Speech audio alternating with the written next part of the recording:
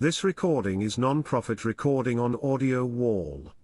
Books fanfic for those people that has problem with reading and have mental disabilities.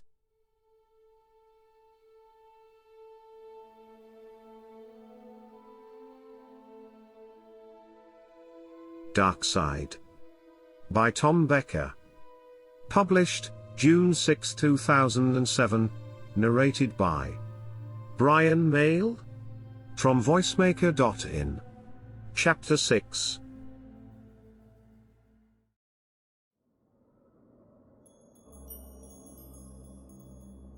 Jonathan didn't stop running until he had made it back to King's Cross.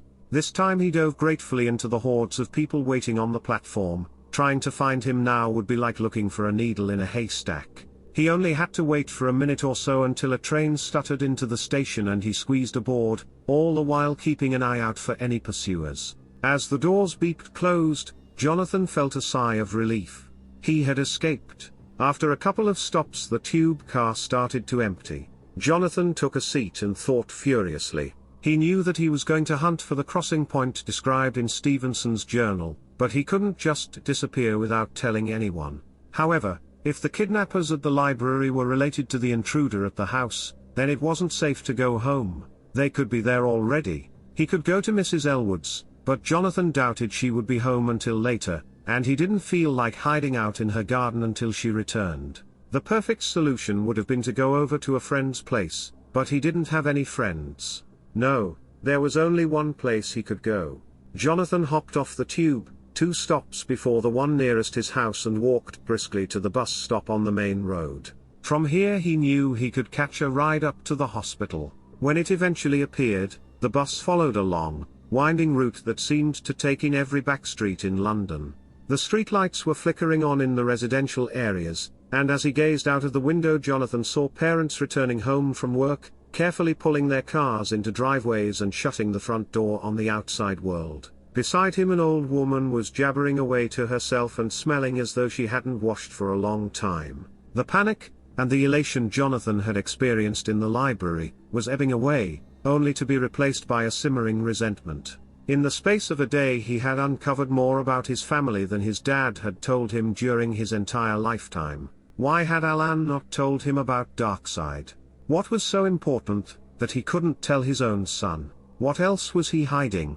St. Christopher's Hospital was wreathed in darkness by the time he arrived. The wind lashed across Alan's wing, rattling the grimy windows and making the rotten door frames creak in agony. It seemed to Jonathan that, at any moment, the entire building could be torn from its foundations and carried away on the gale, taking its occupants with it.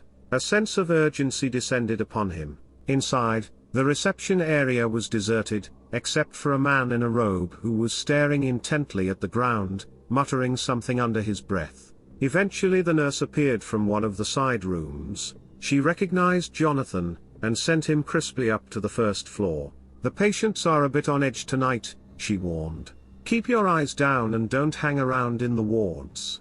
Jonathan moved quickly up the steps and into the first ward. The panicky racket of yesterday was gone, and an atmosphere of subdued agitation hung heavy in the air. Patients huddled in their beds, mewling softly with fear. He could even hear the occasional choked sob. A host of orderlies prowled watchfully around the room. Jonathan kept moving, following the nurse's instruction.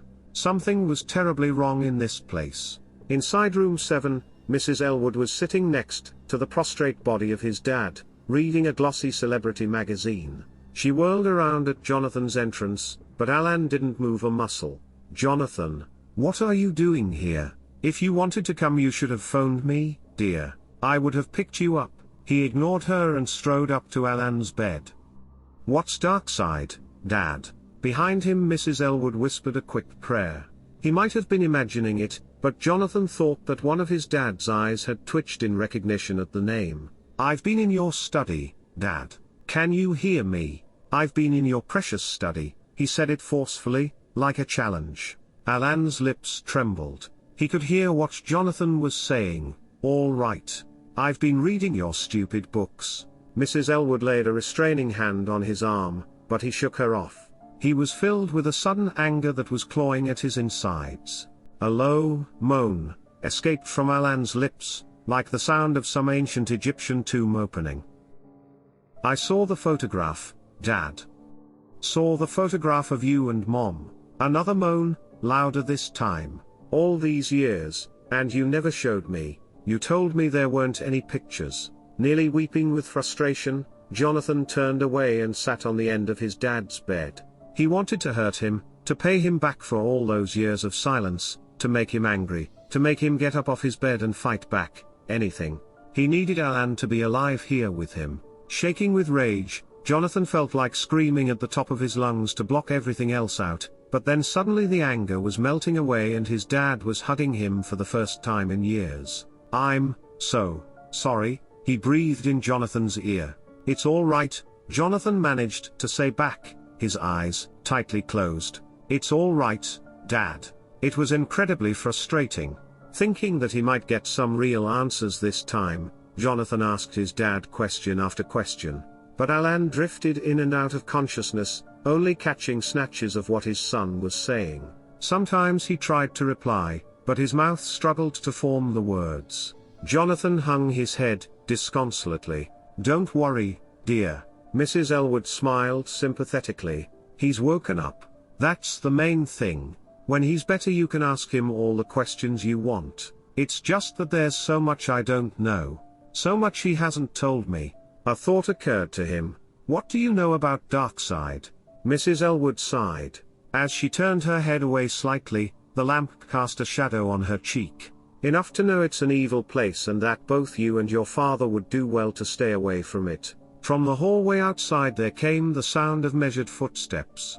For a second Jonathan thought it was a nurse coming to tell them that they had to leave, but the footsteps passed by the door and went into room 8 instead. "But I know how to get there. I went to the British Library, and read this book and it told me everything I need to know. I can go to Darkside." Roused, she pointed at Alan. "Do you really think it's that simple? Going to Darkside isn't like walking down a street, Jonathan. You can't just hop on a bus. It tears away pieces of your soul. Look at your dad. He hasn't been back there for 12 years, and that place still claws at his insides." She grabbed Jonathan's shoulders, her eyes wide and imploring. "It's like an addiction. Do you want to end up like that? I don't understand. If he wants to go back so much, why doesn't he?"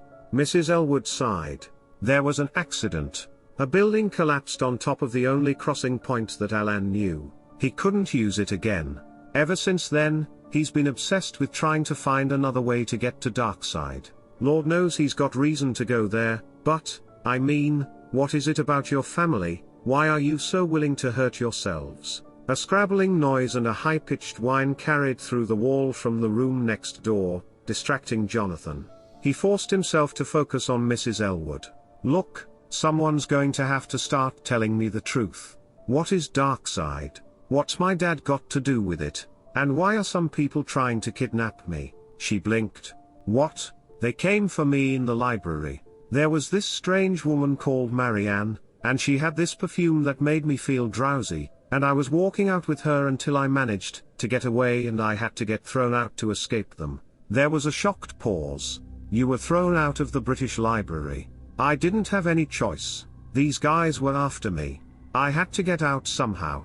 His explanation didn't appear to make things any better.